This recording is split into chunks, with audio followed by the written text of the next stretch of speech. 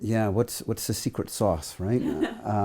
Yeah, I mean, it's obviously unprecedented in history, and the rest of the world has been wondering, is the China model something that's appropriate and would work for them? My own view, it's been a number of things. First, the latent potential of the Chinese economy was always there. It was just a matter of revitalizing it. And that started, let's go back to the WTO. It starts with one, open markets. Open markets, that's the ability to export and to import and to trade with the rest of the world. So China's accession to the WTO paved an era where we had 20 to 30% growth year on year during over a decade of trade growth. That was just enormous, huge benefits.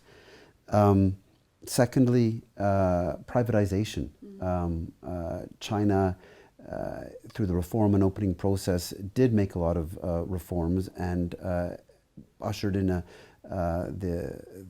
private sector that was very vibrant. If you look at South China and Deng Xiaoping's Nanchun tour and all that, and he got the private sector going again. That was something that was an underutilized force for economic development.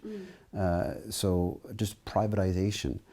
Third, foreign investment. Let's be clear. China didn't have the capital back then and relied heavily on foreign investment to come in and provide China with that capital for a lot of things, and the technology as well. So foreign investment made a huge contribution, and still does today in terms of taxation, revenue generation, and employment. That's been a stabilizing force for sure.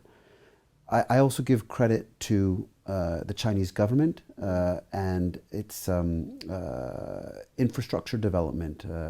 As I said earlier, the airports, the rail station, the highways, all of that infrastructure really does make sense. I think we've learned for an emerging economy, for developing countries, to make sure that they've got the infrastructure in place so that businesses are willing to invest, to know that what they produce can get out of the country, and that the people they need to hire can be available, etc. And fifth, again, it's a very complicated, it's a secret recipe, right?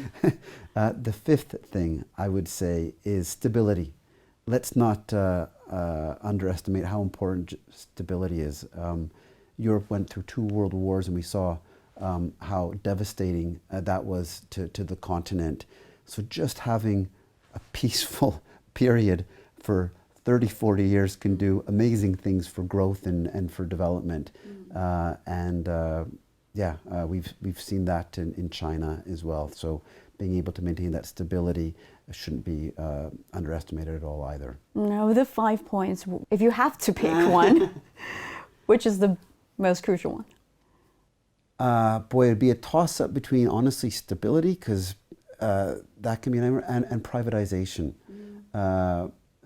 Privatization, I think, has been so incredibly important. I think really, really important for governments to set the framework and the rules, and that's why, again, WTO is so important. These ideas of non-discrimination and transparency and level playing field, and the government needs to do that, and it's not easy, and it needs to do it well.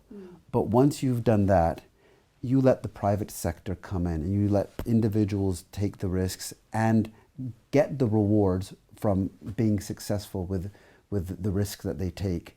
I think that is by far the biggest, success, and that's what happened in the U.S. That's what happened in Europe.